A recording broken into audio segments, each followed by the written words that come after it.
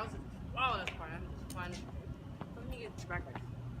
Hey, Mom, let me get your number. No, I'm not interested. I'm sorry. You're not interested. You're just being part of the sexist society that fuels rape culture. How is rape culture? Well, let me tell you about that. Rape culture is fueled by a sexist society where sexual assault is normalized and deemed inevitable. The victim is often blamed rather than the oppressor being blamed.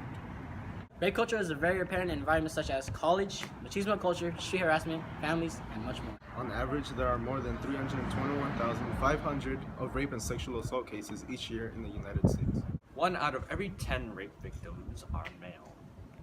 Being sexually assaulted can cause depression, which can look like isolating yourself in your room, feeling worthless or sad, or skipping events like school.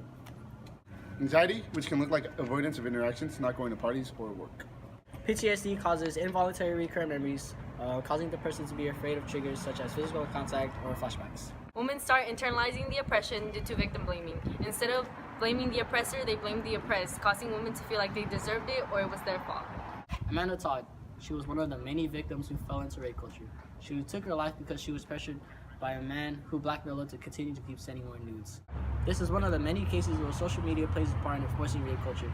Machismo culture also plays a role in enforcing rape culture because of the sexist and objective mindset. Here's some things that you can hear from machismo culture.